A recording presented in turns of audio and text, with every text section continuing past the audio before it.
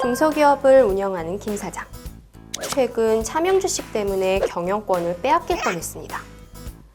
주식의 명의상 소유자인 친구가 배신을 해서 기업 사냥꾼에게 주식을 양도했기 때문이죠.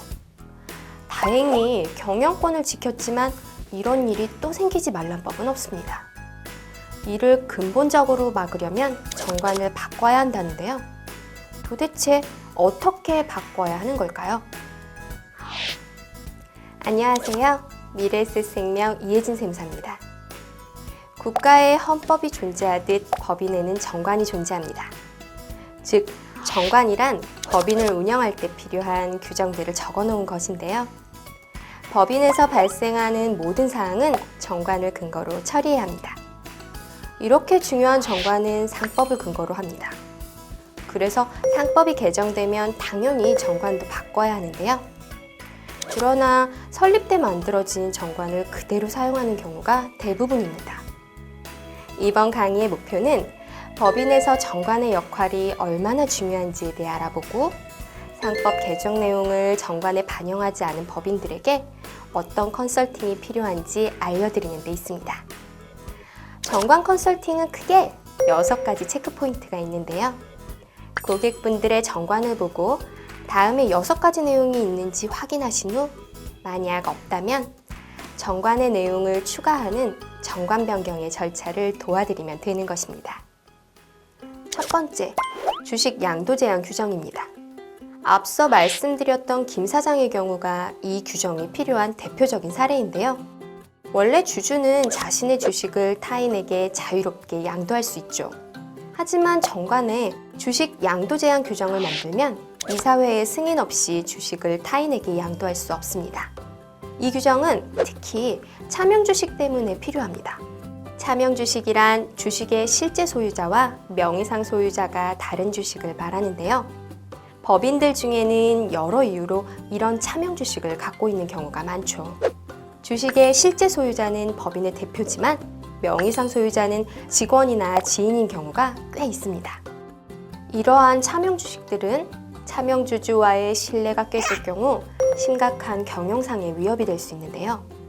정관에 주식 양도 제한 규정을 만들고 법인 등기부 등본상에 등기를 하면 이러한 리스크를 예방할 수 있죠. 두 번째, 이사의 책임 한도 규정입니다. 원래 법인의 이사가 법령이나 정관에 위반한 행위를 한 경우 법인과 연대하여 손해를 배상할 책임이 있습니다. 그러나 그 책임의 한도가 존재하지 않았는데요.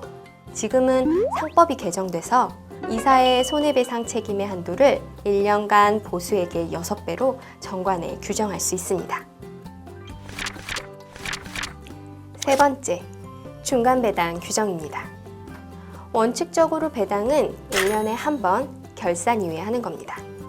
하지만 정관에 중간 배당을 할 수 있다는 내용이 있으면 결산 전에 한 번 더 할 수 있죠. 네 번째, 현물 배당 규정입니다. 과거 배당은 현금이나 주식으로만 줬습니다. 그러나 이제는 정관에 규정을 둔 경우 부동산 같은 자산으로도 배당할 수 있습니다. 다섯 번째, 임원의 퇴직금 한도 규정입니다. 임원은 퇴직금을 법적으로 보장받지 못하기 때문에 정관에 규정을 만들어놔야 제대로 받을 수 있습니다. 퇴직금은 급여나 배당에 비해 세부담이 적기 때문에 가능한 많이 받을수록 유리하죠. 바로 이 부분을 알려드리는 컨설팅이 CEO 플랜입니다. 여섯 번째, 유족보상 규정입니다. 산업재해 보상보험, 즉 산재보험에 의무적으로 가입된 근로자는 업무상 재해로 사망할 경우 산업재해보상보험법과 근로기준법에 따라 유족보상금을 받습니다. 이 보상금에는 소득세가 과세되지 않죠. 반면 법인의 대표는 법적으로 산재보험의 의무 가입 대상자가 아닙니다. 그래서 업무상 재해로 사망할 경우 근로자보다 유족보상금이 적을 수 있죠. 바로 이 부분을 보완해 주는 것이 유족보상 규정입니다. 만약 정관에 임원에 대한 유족보상 규정을 마련해 두면 대표자가 유고 시 법인의 자금으로 대표의 가족들에게 유족보상금을 줄 수 있습니다. 만약 대표가 업무 수행 중 사망하면 근로자와 마찬가지로 소득세를 비과세 받을 수도 있습니다. 지금까지 정관 컨설팅을 위해 꼭 체크해야 할 6가지 포인트를 알아봤는데요. 이를 법인의 대표 입장에서 정리해보면 크게 2가지로 나눌 수 있습니다.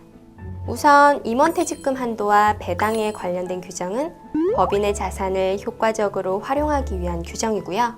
주식 양도 제한 규정과 이사의 책임 한도 규정, 그리고 법인 대표의 산재보험과도 같은 유족보상 규정은 위험을 미리 대비하게 만들어주는 규정이죠.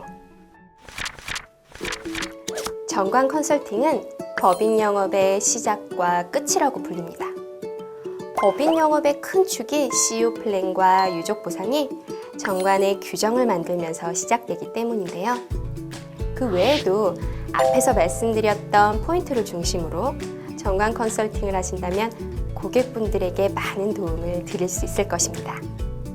처음 이 내용을 접하신 분들은 어렵게 생각될 수도 있지만 계속 반복하시다 보면 어느 순간 여러분도 정관 컨설팅의 전문가가 되어 있을 겁니다.